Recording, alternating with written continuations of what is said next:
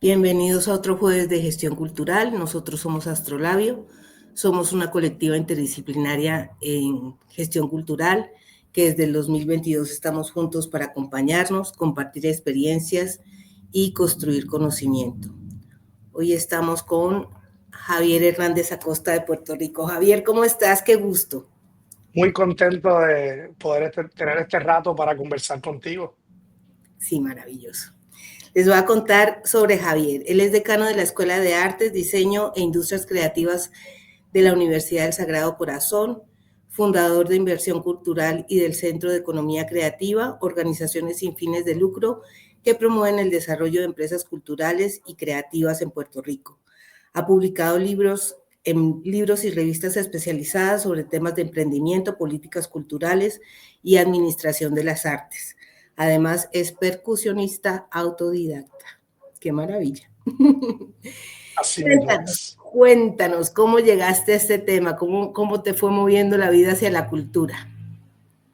Mira, principalmente por el interés en la música, ¿verdad? Yo desde muy joven trabajaba, me mostré un gran interés por el tema de la percusión, por el tema de la música latina, de la salsa. Y la realidad es que pero también me gustaban los negocios. O sea, yo siempre tuve hasta pequeños proyectos a nivel escolar, donde yo hacía mis pequeños pininos en los negocios. Y cuando llego al momento de entrar a la universidad, pues tengo ese dilema.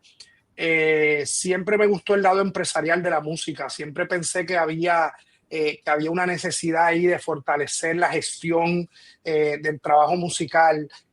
Pienso que era una deficiencia y que eso había redundado, por ejemplo, en unas carreras de algunos artistas que yo admiraba mucho, pero que sin embargo tuvieron unas vidas personales muy complejas, que fueron estafados por las grandes disqueras, que murieron en la pobreza. A mí todo eso desde joven me chocó bastante, y cuando entro a la universidad decido que mi formación sea en temas de administración, de negocios. Así que desde ahí en adelante yo creo que todo el camino ha sido tratando de tender puentes entre esos dos mundos: la gestión, el trabajo cultural, el trabajo creativo, y luego uno pues empieza a ver las dimensiones más amplias de las políticas culturales, de los derechos culturales. Así que esto es un camino que se va construyendo en la medida que uno se va empapando y se va dejando influenciar por todo el conocimiento que se ha generado. Y si entramos a las experiencias, ¿no? Ya así todo emocionante. Quiero música, quiero negocios y aquí me voy a mover y además voy a lograr que a otros no les pase lo que a mis ídolos ya les pasó. ¿Y por dónde Sí. empezaste? Un par de experiencias entrañables que tú digas, esto fueran dos cosas que me cambiaron. Mira, yo creo que yo empiezo, mientras estudiaba administración de empresas, estaba muy metido en la música con grupos. De hecho, ya fuera de la universidad, cuando termino ese primer grado de bachillerato, que son los primeros 4 años de universidad, formamos un grupo. Ya ese grupo tenía todo ese tema de gestión, de marketing, de planificación, de estructura, de presupuesto. Así que ya yo lo gestionaba para mí. Curiosamente, ese grupo empieza como en el 2000 y seguimos juntos como hasta 2005, donde ocurre algo muy bonito. Yo siempre he estado en la escena de cantautores, ¿verdad? He trabajado mucho con cantautores porque también como la canción de autor es tan diversa, es tan flexible, pues a mí como percusionista me mantiene entretenido porque puedo jugar con distintos ritmos, con distintos estilos. eh, y, y y entonces ahí un grupo de cantautores nos juntamos y creamos una cooperativa de cantautores. Ya se venía cocinando desde 2001, pero en 2005 abrimos un espacio en la capital de San Juan, Puerto Rico. Y eso era un espacio, era un café teatro, sentaba 250 personas. En el segundo piso tenía un estudio de grabación, unas salas de ensayo, una escuelita de música. Éramos una agencia de talento. Entonces, a mí, cuando todo el mundo miró hacia el lado, ¿quién era el único que había estudiado algo de administración? Pues yo, pues Javier, te toca a ti. Así que me tocó asumir un rol de administrador y principal ejecutivo de esa cooperativa, que llegó a tener 54 cantautores, y en la que estuvimos. Yo estuve allí como hasta 2008, 2009. Después seguía otros proyectos, y la cooperativa siguió hasta 2010. Y digo esto porque el cooperativismo cultural es un tema que a mí me interesa mucho y creo que hace falta seguir explorándolo. Y por ahí seguí. Ya en 2008 yo fundé Inversión Cultural, porque estando en toda esa experiencia del Café Teatro, y para darte una idea, los primeros 2 años, los primeros 3 años del Café Teatro, nosotros celebramos 1000 eventos. Uy, Así que imagínate, 365 por 3 y nosotros hicimos 1000 eventos, prácticamente estábamos allí los 7 días de la semana claro. con mucha actividad cultural, teatro, música, poesía, ¿verdad? Todos los géneros musicales, baile, danza, exhibiciones. Y ya ahí yo empiezo a mirar que también los proyectos tienen unas necesidades de gestionarse y ¿verdad? Y de organizarse y de estructurarse que a mí me gustaba hacer. Entonces, ya ahí yo hago inversión cultural, que inversión cultural se dedica a proveer ese apoyo que necesitan los proyectos y por ahí sigue la historia. Todo esto es previo a yo conectarme, ¿verdad? Con el tema de las industrias culturales y creativas, que ya esto ocurre creo que como en 2010 o 2011, donde de repente yo digo, espérate, si es que esto tiene nombre, ahí está la gestión cultural, está el concepto de economía creativa, que a mí me gustaba mucho pues, por mi formación empresarial. Espérate, que es políticas culturales. Pues entonces ya ahí yo voy como que poniéndole nombre a las cosas que a mí me gustaban y que me apasionaban, pero que no sabía que había un marco de conocimiento. ¿Y cómo fuiste llegando al mundo académico? Porque parece que todo empezó en el otro mundo, en el mundo de la gestión, y ahora eres decano de una facultad y además con un nombre bellísimo, Artes, Diseño e Industrias Creativas. ¿Cómo ocurre todo eso? Mira, eso es una gran historia porque yo vengo de una familia de educadores. Mi mamá es profesora jubilada de la Universidad de Puerto Rico del tema de literatura y español. Mi papá fue maestro de matemática toda la vida, mi abuela fue maestra también. Pero yo jamás en la vida imaginé esto. Yo me gradué en el año 2000, yo entré en 96 y me gradué en el 99. O sea, yo salí lo más rápido posible. Ya yo tenía un hijo que nació al mes de yo entrar a la universidad, nace mi hijo mayor, así que también yo no podía perder tiempo, yo tenía que ir. Así que yo salí de la universidad rápido, pensé que no iba a volver. Cuando empiezo a administrar la cooperativa que se llamaba Taller C, empieza la inquietud por fortalecer ¿verdad? Mis destrezas, conocimientos. Entonces regreso a hacer un MBA en negocios internacionales en 2008 a 2010. En 2010, casualmente, yo presento una investigación gracias a una profesora mexicana, Olivia Hernández Pozas, del TEC de Monterrey. Vino, dio un curso y me sembró la semillita de hacer una investigación. Hicimos una investigación sobre las diferencias culturales, ¿verdad? Y cómo las diferencias culturales influyen en la conducta del consumidor de música pirata. Y lo lindo es que yo presento esa investigación en 2010, terminando mi maestría en un congreso en Puerto Rico, y una profesora que me dio muchos cursos, la doctora Marta Almeida, me ve en aquella conferencia y me dice, wow, mira, cómo ha pasado el tiempo, tú estás ready, tú estás listo para dar clases, vente a dar una clase. Pero yo no sé nada de esto. Y ya en enero de 2011 me asigna las primeras clases aquí en esta universidad. Y desde ese momento empiezo a coquetear con la docencia, con la investigación, y ahí fue un camino bien bonito y bien rápido, porque en 2011 empiezo a dar clases ¿verdad? Como un conferenciante. En 2014 me convierto en parte de la facultad a tiempo completo y ya en 2017 estoy dirigiendo, ¿verdad? Lo que se llama ahora la Escuela de Negocios, y en 2021 pues se da la oportunidad de fundar esta escuela ¿verdad? Que tiene un contexto también muy particular. Así que fue una cosa muy sorpresiva. Claro, para mi mamá pues es natural, ella dice pues claro, o sea, si lo tenemos, pero yo hasta ese momento yo no se me había ocurrido que iba a conectar con la docencia y con el entorno académico. Y en estas dinámicas de la administración de las artes, ¿cómo ha ido fluyendo esa vida académica ya en estos tiempos, ¿no? Porque nos contaste el café, pero pues eso eran los comienzos. Ahora, ¿en qué estás en este proceso de administrar artes y lo demás? Mira, yo siempre he pensado, y esto, ¿verdad? Siempre es un arma de doble filo por el manejo de tiempo y de esfuerzo que requiere, pero yo siempre he pensado que mi responsabilidad es tratar de seguir acumulando experiencias en todas las áreas. Mientras, ¿verdad? Mientras mi rol principal es el de decano, pues también fundé el Centro de Economía Creativa, que es donde yo tengo un contacto más directo con el entorno profesional. Nosotros tenemos programas de salarios para artistas, de servicios gerenciales, el observatorio, así que eso toma mucho tiempo.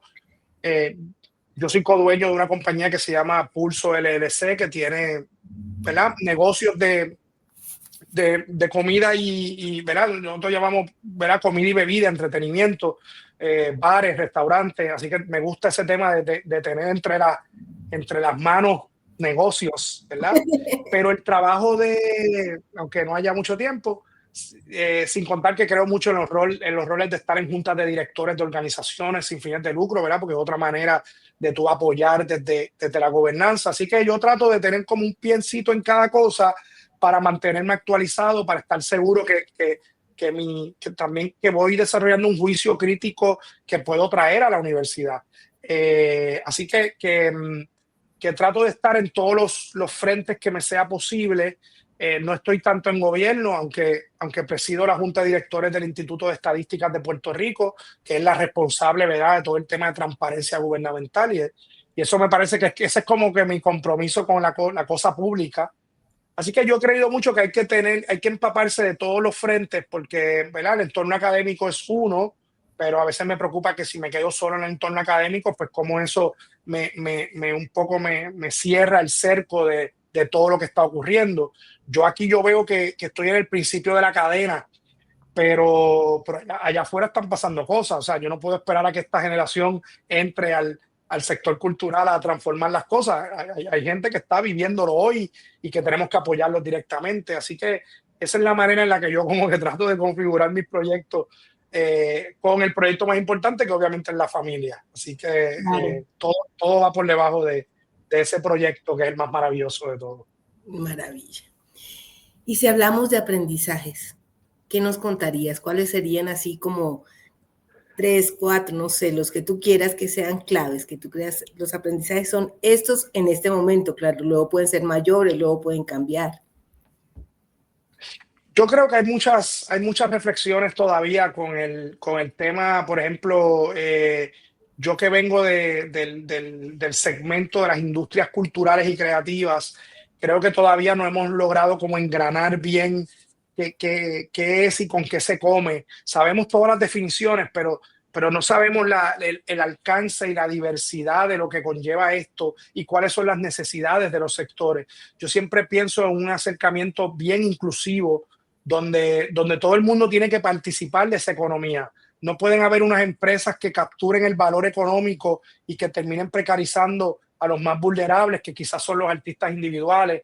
Así que creo mucho en una mirada muy diversificada y que valore siempre al individuo, al ser humano, a la persona, porque a veces hablamos mucho de la empresa, de las organizaciones, pero yo creo que hay que girar un poco y poner más atención en el tema del artista, del gestor, del individuo, porque es quien más necesita las herramientas y los recursos para su subsistencia. Así que creo que el tema de priorizar en la justicia económica y la justicia creativa para mí ha sido una prioridad.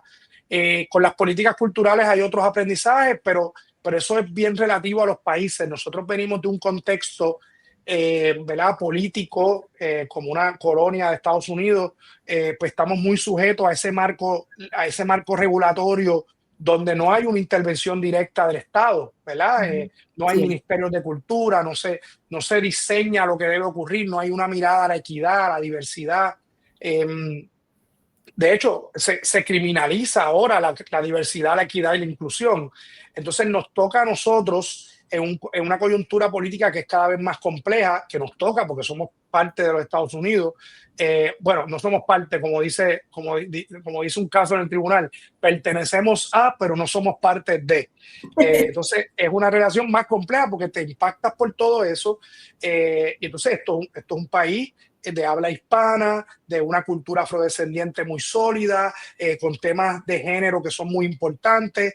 Entonces, todo eso queda desprotegido. Entonces, cómo los agentes culturales participamos en las políticas culturales, es un tema que me ocupa bastante, porque ya no se trata de un simple empresario, de una gestión de un proyecto, de unos bienes y servicios, se trata de un agente de política cultural que con lo que hace tiene que asegurarse de adelantar eso ante la ausencia total del Estado, que antes decíamos que era que no tenía recursos, que la crisis económica, ahora es que intencionalmente no quiere y no le interesa garantizar unos temas de diversidad, que es un eje fundamental de las políticas culturales.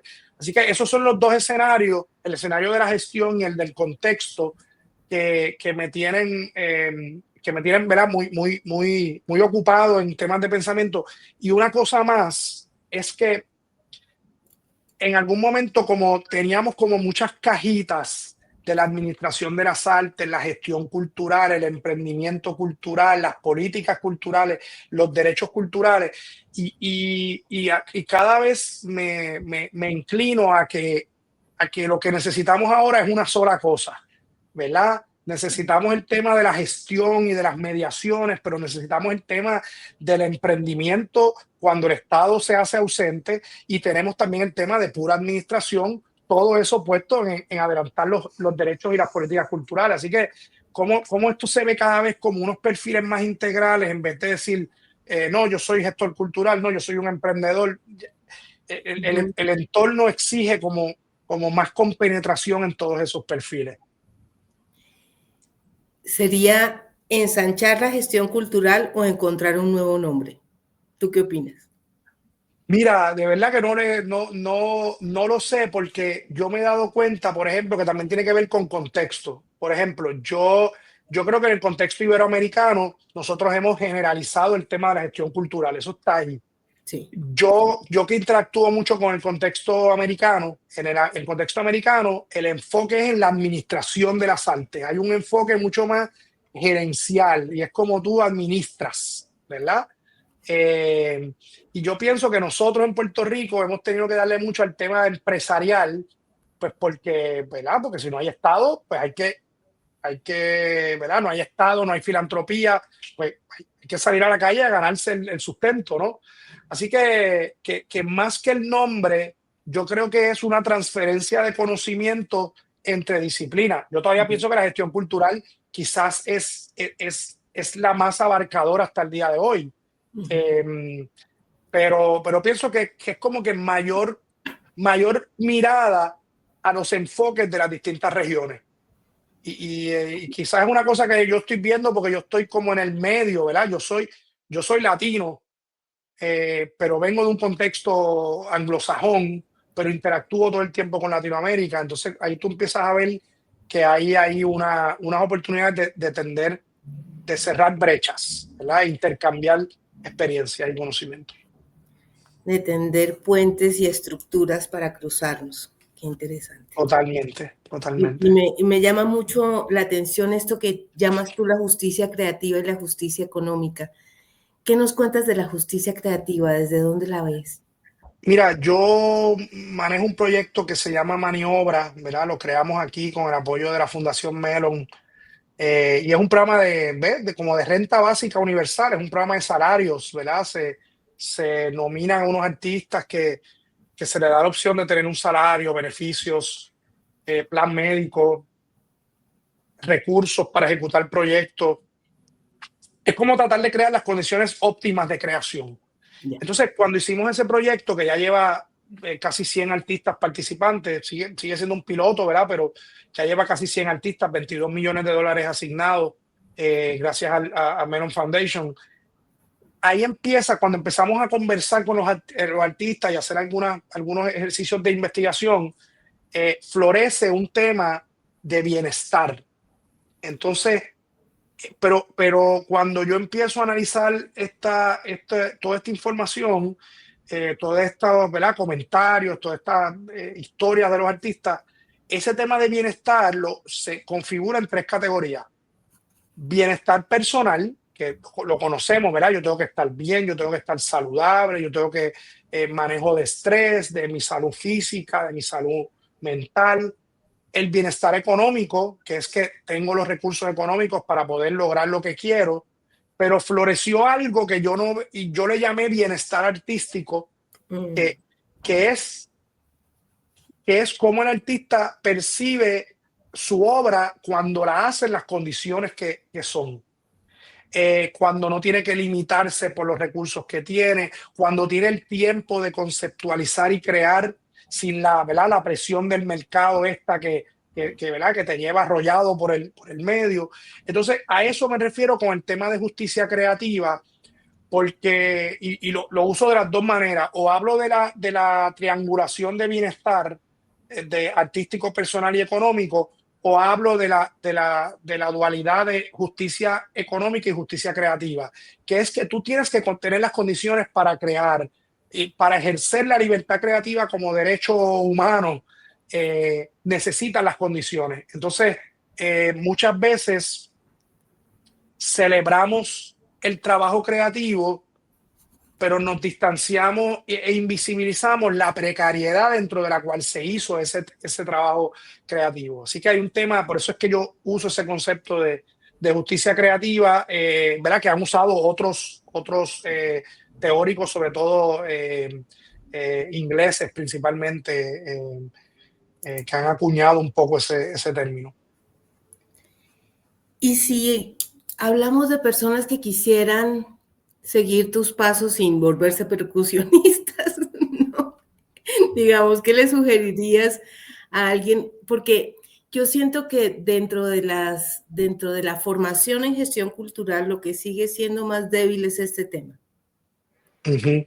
¿no? Siento que sigue por dentro una estructura muy profunda desde lo antropológico, desde lo sociológico, ¿no? Y cuando se habla de economía, se habla teóricamente de la economía, se citan los grandes números, las mayors, las industrias, pero el gestor y la gestora colocada en territorio difícilmente tienen las herramientas o la mirada para abordar el tema. Parece que ahí hay como una especie como de condena a la precariedad, ¿no? Como si o te contrata el Estado o te contrata una empresa, pero ¿no? Y cuando se habla de emprendimiento se habla más como de autoempléate, ¿no? Este tema neoliberal de haz tu propio negocito y a ver cómo sobrevives. ¿Qué nos dirías? Sí, sí, yo creo que entre todo eso, entre todas esas categorizaciones ¿verdad? Y grupos de, ¿verdad? O formas de hacer la gestión, hay un tema que es el tema de hacer empresa, ¿verdad? Es el tema de hacer empresa, porque el tema de emprendimiento tradicional, ¿verdad? Cada vez soy más crítico en el tema de la autoprecarización, ¿verdad? Cuidado que no estés haciendo emprendimiento para, porque no tienes otra alternativa, porque el ecosistema te forzó a eso y ahora te autorresponsabilizas tú de tu sustento, de tus beneficios, de tu todo, ¿verdad? Y lo autosubsidias tú. Pero yo creo que hay un tema de planificar para crear empresa, para crear gestión a largo plazo. Hay que interactuar. Yo al principio era más crítico de los temas de marketing, de los temas de finanzas, de los temas de manejo de talento, de los temas de innovación, pero tú vas encontrando puntos comunes donde todo esto se puede ejecutar sin sacrificar ¿verdad? El tema creativo. Así que hay que atreverse a hacer empresa. Hay que atreverse a también definir tolerancia al riesgo. Si tú no tienes tolerancia al riesgo, pues mira, el tema de emprendimiento no necesariamente es para ti, ¿verdad? Tú buscas quizás más ese escenario más seguro. Hay un tema ¿verdad? De manejo de incertidumbre que es fundamental. Hay un tema de manejo de recursos, de organización, de equipos de trabajo. Así que la invitación, y simplemente hay un tema de que tú puedes crear el producto creativo ajeno a las lógicas del mercado, pero si lo quieres convertir en empresa, ya implica relacionarte con el mercado, con la audiencia, con la demanda. Y eso siempre va a requerir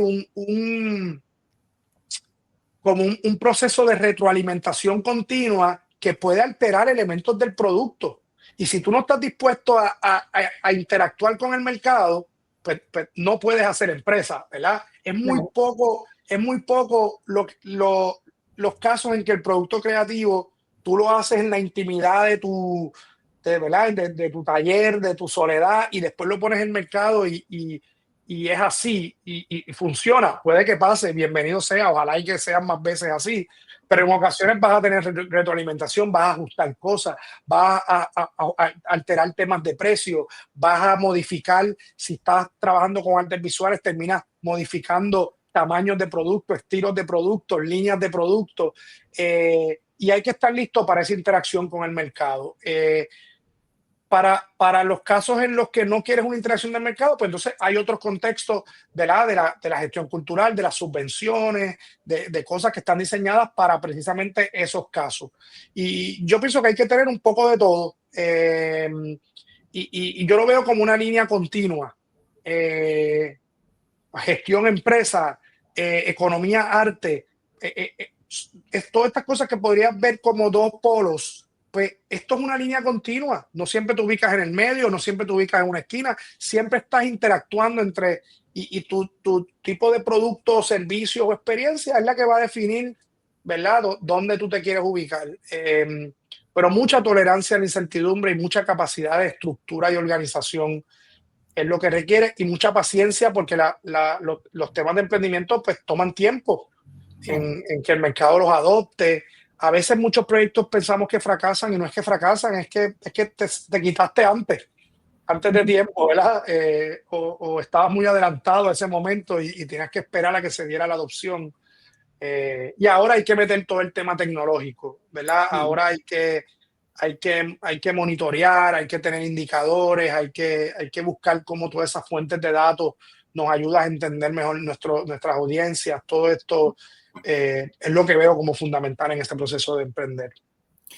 ¿Y qué riesgos y qué posibilidades estamos teniendo con este tema de las inteligencias artificiales, de estas generativas? ¿Cómo afectan las artes? ¿Cómo afectan estas dinámicas? Es una duda que sé que no estaba considerada, pero acabo de, así con lo que acabas de decir de tecnología, inteligencia artificial. Sí, y un poco también me refería a eso. Creo que estamos todavía en una etapa en que esto va a continuar su desarrollo y vamos a ver, va a impactar dramáticamente, va a ser capaz de igualar, y yo estaba conversando esto hace poco, esto va a ser capaz de igualar casi cualquier producto creativo, ¿verdad? Va a poder igualar las canciones, va a poder igualar la poesía, va a poder igualar algo visual, ¿verdad? Cualquier imagen que pueda hacer algún artista plástico, pues tú lo puedes reproducir ya Sí. digitalmente. O sea, de que pueda igualar la cuestión técnica, yo no tengo la menor duda. ¿Qué es lo que qué es lo que me da tranquilidad? Que el valor, ¿verdad?, el tema de la producción cultural, sobre todo la que es más simbólica, la que, ¿verdad?, el arte, pues lo que nosotros celebramos es precisamente la capacidad humana de lograrlo, ¿verdad? Tú puedes encontrar una poesía hecha por inteligencia artificial que puede estar bien hecha y maravilloso, pero nadie lo va a celebrar, porque es que esa no es la razón de ser de la producción artística. La razón de ser de la producción artística es tú celebrar la capacidad del ser humano de hacer cosas maravillosas que inclusive no todos podemos hacer. Así que en ese caso, aunque técnicamente sea igual, mira esta canción y mira esta canción de este artista. Pues el que yo quiero celebrar es al ser humano. Esa es la naturaleza de la celebración dentro de la producción cultural. Así que yo no tengo la menor duda que esto no sustituye en nada, y nos toca a nosotros convertirlo en herramienta para mejorar procesos, para simplificar etapas de investigación, de conceptualización, en aquellas cosas que son más de naturaleza corporativa. Ujú. Yo no tengo la menor duda de que vamos a experimentar un proceso en que el mundo corporativo industrial va a tratar de eliminar al ser humano y hacer las cosas automáticamente. Cuando se dé cuenta que la gente valora la interacción humana, van a regresar. Yo esa es mi predicción, ¿verdad? Pero sí va a haber una etapa disruptiva en que la gente va a pensar que el trabajo creativo puede ser sustituido por inteligencia artificial. Y esto puede durar años, donde vamos a creer, vamos a ver diseño gráfico mucho así de mala calidad y poco, ¿verdad? Creativo, pero lo vamos a ver. Porque la gente, sobre todo el sector económico que privilegia la eficiencia, probablemente se mueva ahí. Pero yo creo que va a regresar, porque es que lo que diferencia es la naturaleza humana. Ujú. Entonces va a estar en nosotros convertirlo en herramienta. Así que repito ese tema porque esa es nuestra responsabilidad. Volviendo al tema de bienestar artístico y justicia creativa, hay muchas etapas de los procesos creativos que son invisibles, por lo tanto, nadie los compensa, ¿verdad? A ti te piden una obra o a ti te piden, ¿verdad? Formular algo, una ponencia, nadie, a ti te pagan por la hora que te contrataron. Sí. ¿Verdad? Nadie valora las horas de lectura, de investigación, de bosquejo, de organización, de corrección, de cambio. Entonces yo digo, si hay mucho del trabajo creativo que es invisible y mal pago y mal valorado, si yo puedo usar herramientas que me ayuden a hacer esas etapas más eficientes, organizar información, probar cosas, visualización, modelos, ejemplos, storyboarding, y yo hago mi trabajo más eficiente, pues creo que lo vamos a tener a nuestro favor. Así es que lo estoy viendo. Ay, ay, ay, celebrar la naturaleza humana, eso me gustó. Pues Eso querido es. Javier, qué maravilla platicar contigo. No sé si quieras agregar algo, algo que no hayamos tocado y que te parezca que sea importante.